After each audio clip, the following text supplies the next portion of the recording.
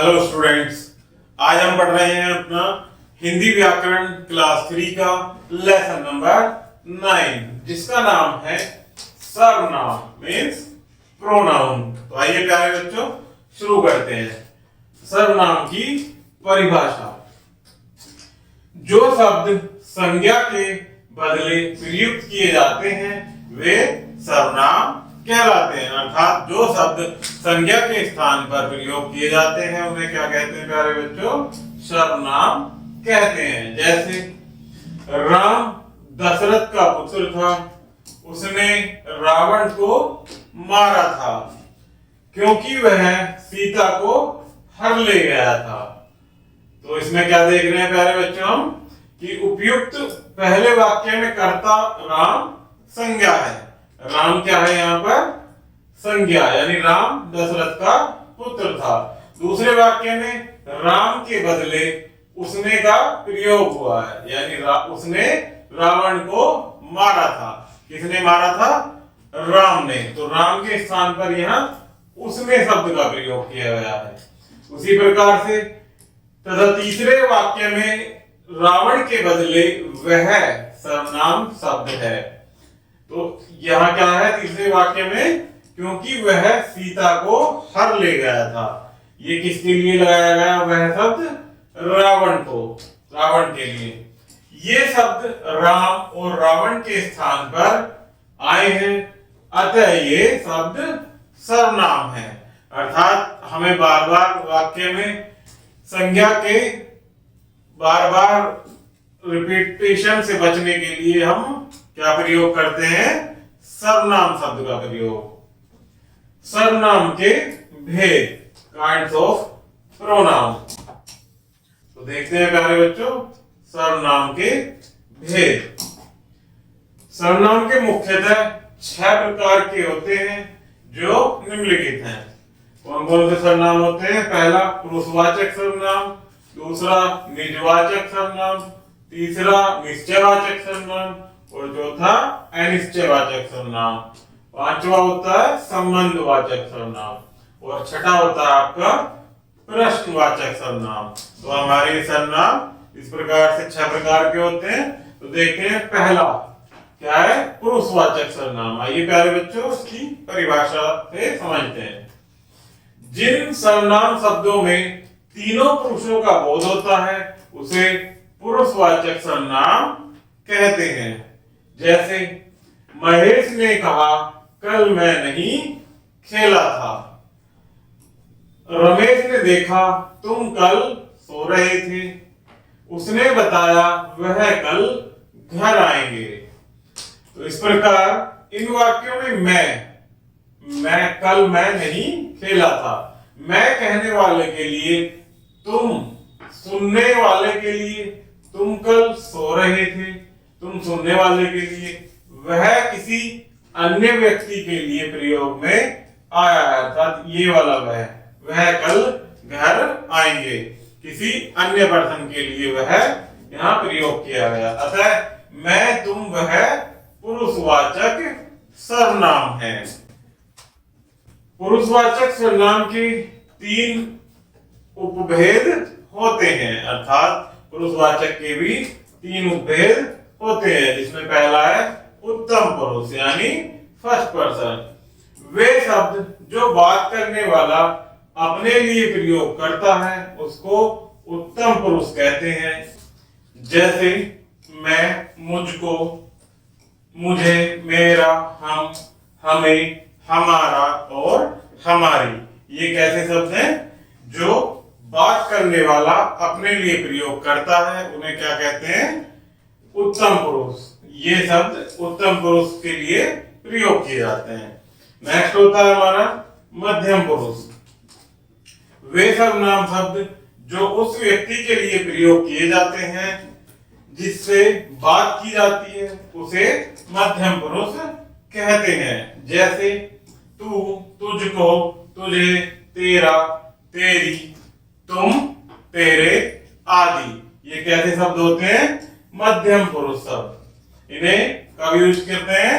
जब उस व्यक्ति के बारे में बात की जा रही हो जिसके लिए हम जिसे मध्यम पुरुष या द्वितीय पुरुष कहते हैं। अतः वे सर्वनाम शब्द जो उस व्यक्ति के लिए प्रयोग किए जाते हैं जिससे बात की जाती है। जैसे मैं आपसे बात कर रहा हूं तो आपके लिए क्या यूज करूंगा कि तेरे लिए, तुम्हारे लिए या आपके लिए। ये कैसे शब्द होते हैं? मध्यम पुरुष के लिए प्रयुक्त किए जाने वाले शब्द। नेक्स्ट है आपका अन्य पुरुष। It means third person. वे शब्द जो उस व्यक्ति के लिए प्रयोग किए जाते हैं जिनके विषय में बात की जाती है उसे अन्य पुरुष कहते हैं। अर्थात जो शब्द किसी थर्ड पर्सन या जिसके बारे में हम बात कर रहे हैं उसके लिए प्रयुक्त किए जाते हैं उन्हें क्या कहते हैं?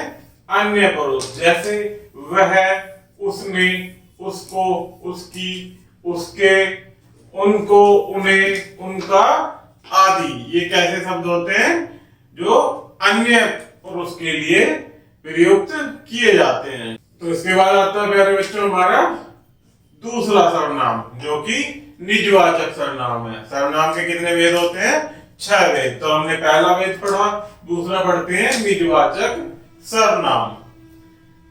जो शब्द पुरुषवाचक सर्वनाम अथवा संज्ञा शब्दों के निजीपन का ज्ञान कराते हैं उन्हें निजवाचक सर्वनाम कहते हैं। अर्थात जो शब्द पुरुषवाचक सर्वनाम या संज्ञा शब्दों के निजीपन का ज्ञान कराते हैं उन्हें क्या कहते हैं? निजवाचक सर्वनाम। जैसे मैं यह कार्य अपने आप कर लूंगा, तुम अपना काम स्वयं करना। अर्थात हम अपना किसी भी कार्य को खुद से करें या खुद के लिए जो शब्द प्रयुक्त करते हैं उन्हें क्या कहते हैं? निजवाचक सर्वनाम। जैसे ये नेक्स्ट उदाहरण है, वे अपना काम समय पर करते हैं। तो यहां पर मैं यह कार्य अपने आप कर लूंगा, तो खुद कर लेंगे। अपने लिए जो शब्द आता है उसे क्या कहते हैं? निजवाचक। यहाँ निजवाचक क्या है? आप। इसी प्रकार से यहाँ निजवाचक क्या है?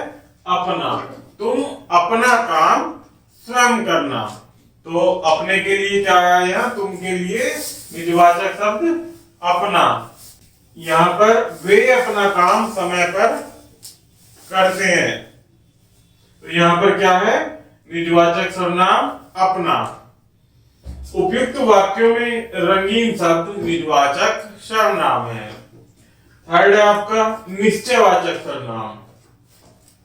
जिन सर्वनाम से किसी निश्चित वस्तु, व्यक्ति या प्राणी का बोध होता है उसे निश्चयवाचक सर्वनाम कहते हैं। जैसे वह हरी खड़ा है, ये मेरे सेब हैं, वे बच्चे खेल रहे हैं, यह मेरी किताब है, वह तुम्हारी टोपी है। अर्थात जिन सर्वनाम से किसी व्यक्ति या प्राणी का निश्चित होने का बोध होता है अर्थात पता चलता है उन्हें क्या कहते हैं?